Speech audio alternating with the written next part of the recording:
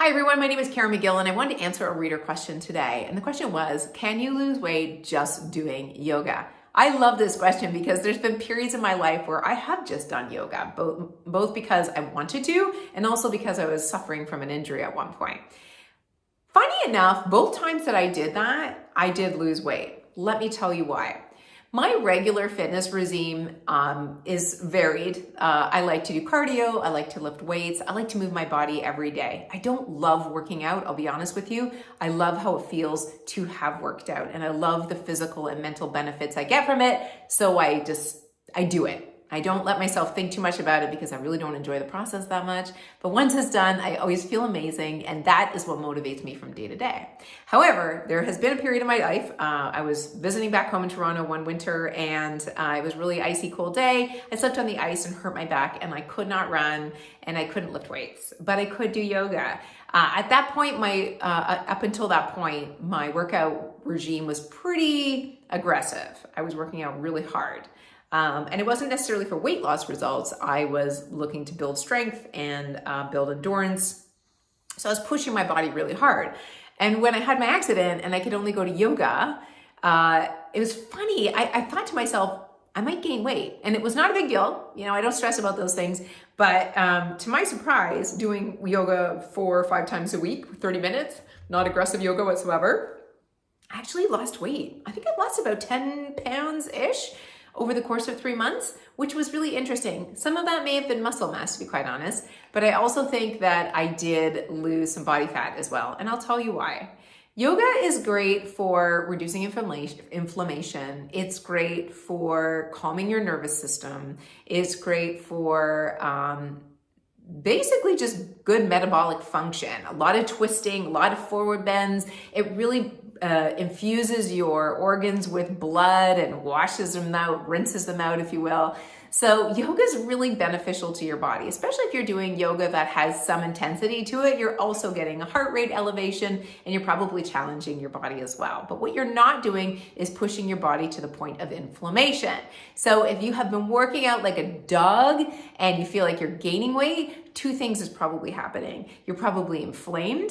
And because you're working out so hard, your metabolism is like just out through the roof, and you're eating like a crazy person as a result, because I've been there, done that. With yoga, because you're not pushing your body past its edge, your metabolism calms down a little bit, or not your metabolism necessarily, but your hunger levels calm down, your hunger hormones calm down, everything calms down.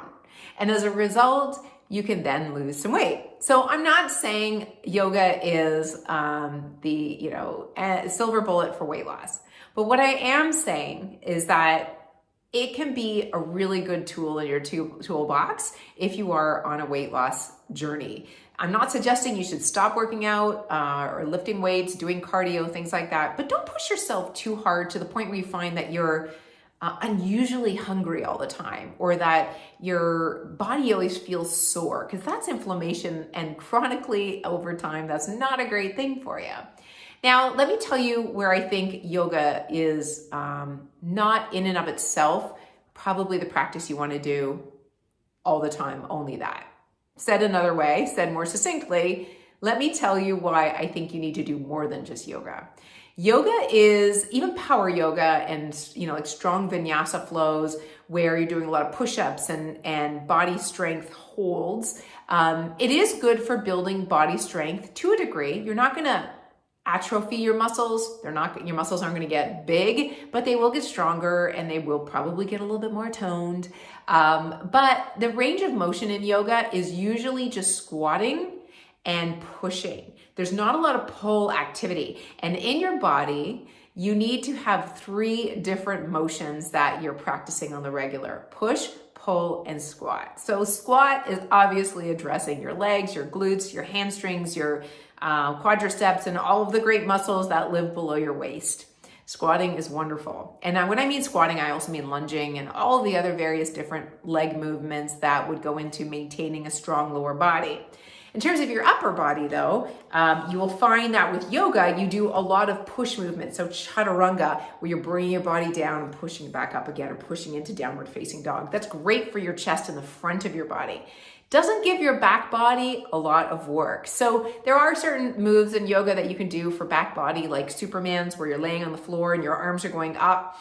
But that's not a big portion of a regular practice. And it's also generally not enough of a balance between push and pull. So that's why I love to incorporate things like Yoga Sculpt into my practice. So Yoga Sculpt, you have weights where you're doing yoga, but then you're also flowing with weights, and you can do a lot of like bent over lifts and back flies, all kinds of things that really work your back muscles. So you're getting a balance between the front body, the back body, and the lower body activity. So if you don't want to do Yoga Sculpt, just make sure that you're lifting weights a couple of days a week, and make sure that you're focusing on your back line. So your shoulders, your lats, your rhomboids. If you don't know the names of all these things, that's fine. Just make sure that you're working out your back and also your tricep, like your back muscles along your arms as well.